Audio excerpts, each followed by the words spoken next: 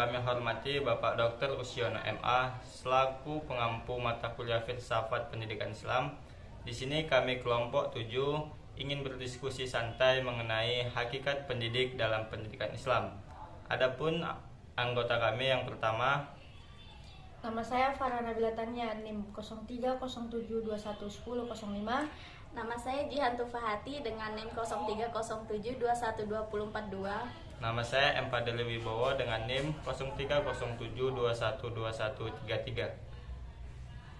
Sebelum kita mulai berdiskusi, alangkah lebih baiknya kita mengucapkan basmalah. Bismillahirrahmanirrahim. Diskusi ini kita mulai.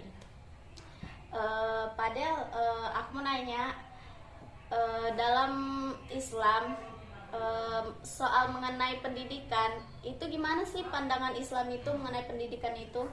Menurut saya pribadi, sebagaimana yang sudah kita ketahui bersama, Islam sangat menekankan umatnya untuk belajar dan tahu berpendidikan. Hal itu bisa dibuktikan dengan banyaknya seruan-seruan untuk belajar yang dapat ditemui baik di dalam Al-Quran, hadis maupun ibarah dari ulama pendahulu. Sekedar untuk mengingat kembali, dalam surah At-Taubah yang artinya tidak sepatutnya bagi mukmin itu pergi semuanya ke medan perang. Mengapa tidak pergi dari tiap-tiap golongan di antara mereka beberapa orang untuk memperdalam pengetahuan mereka tentang agama dan untuk memberi peringatan kepada kaumnya apabila mereka telah kembali kepadanya supaya mereka itu dapat menjaga dirinya. Quran surah At-Taubah ayat 9. Islam begitu menganggap penting terhadap ilmu pengetahuan. Dalam Islam, kedudukan orang yang berpendidikan, terutama pendidikan agama, sangat dimuliakan. Bisa juga dilihat sendiri di kalangan masyarakat, bagaimana bergengsi lebih-lebih jika orang tersebut menyandang gelar profesor ataupun doktor. Bagaimana di dalam Al-Quran surah Al-Mujadalah, Allah akan meninggikan orang-orang yang beriman di antara kamu dan orang-orang yang diberi ilmu pengetahuan beberapa derajat, dan Allah Maha mengetahui apa yang kamu kerjakan. Dari sini dapat kita simpulkan bahwa Islam begitu menghargai sebuah sistem yang namanya pendidikan dan orang-orang yang aktif di dalamnya.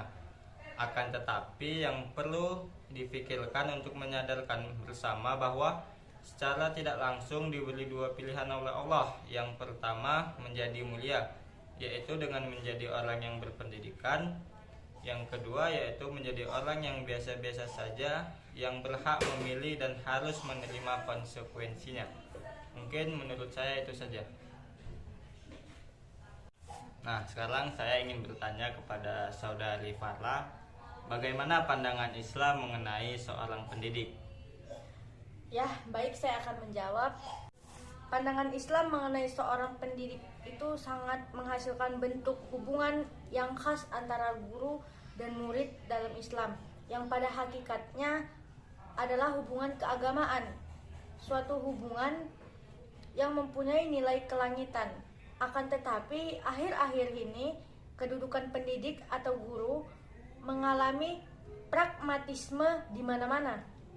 Di samping itu juga karena perilaku, akhlak, dan moral sebagian pendidik atau guru sendiri yang ikut mendukungnya. Hal inilah yang menjadi pemicu antara kemerosotannya akhlak dan budi pekerti peserta didik dewasa ini. Padahal tugas pendidik atau guru adalah mengembangkan potensi pembawaan dan fitrah peserta didik, sekaligus membentuk dan mengarahkannya sesuai dengan visi dan misi Islam. Jadi hakikat sesungguhnya seorang pendidik itu akhlak ataupun keagamaan. Saya ingin bertanya kepada saudari Jihan, bagaimana seorang pendidik tersebut dikatakan berhasil dalam pendidikan Islam? Guru yang baik memiliki tugas melayani masyarakat dalam bidang pendidikan. Tuntutan profesi ini memberikan layanan yang optimal dalam bidang pendidikan kepada masyarakat. Secara khusus, guru dituntut untuk memberikan layanan profesional kepada peserta didik agar tujuan pembelajaran tercapai, sehingga Guru yang dikatakan profesional adalah guru yang memiliki kemampuan dan keahlian khusus dalam bidang keguruan, sehingga ia mampu melaksanakan tugas dan fungsinya sebagai guru dengan kemampuan yang maksimal. Adapun guru dikatakan berhasil dalam melakukan pendidikan itu guru itu dapat tercermin dari sikap peserta didiknya. Dari sikap peserta didiknya dapat kita nilai bahwa guru itu berhasil mendidik seorang peserta didiknya itu sehingga memiliki sikap yang baik. Yang kedua, dengan bertambahnya ilmu dan kompetensi yang dimiliki siswa, berarti guru itu berhasil membuat siswa itu memiliki ilmu pengetahuan yang luas. Yang ketiga, dengan sikap dan ilmu pengetahuan yang diperoleh siswa dapat berdampak positif bagi diri sendiri karena dia telah berhasil mendidik siswanya. Adapun ciri khusus yang dapat kita lihat dari guru yang sukses dalam mengajar itu, yang pertama adalah guru itu dapat beraudiens dengan siswa. Yang kedua, guru dapat mengelola kelasnya dengan efektif. Yang ketiga, guru menggunakan multimetode, bukan satu metode aja tapi banyak. Yang keempat, guru optimis dan antusias dalam mengajar. Yang kelima, guru selalu melakukan evaluasi untuk memajukan pembelajaran untuk kedepannya. Itu jawaban dari saya. Tadi sudah saya sebutkan bagaimana seorang guru itu berhasil dalam mengajar.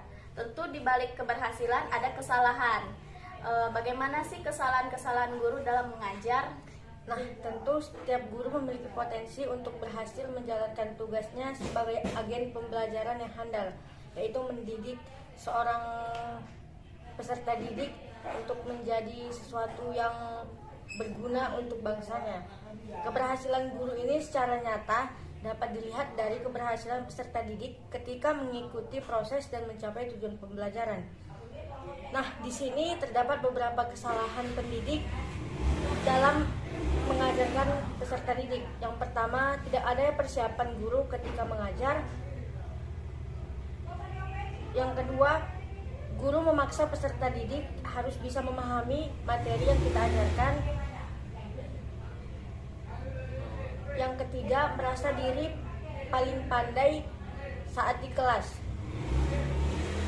Yang keempat, tidak pekanya guru dengan perilaku peserta didik yang membanggakan ketika sedang belajar. Yang kelima, mengabaikan perbedaan peserta didik, yaitu membeda-bedakan antara peserta didik satu dengan peserta didik lainnya.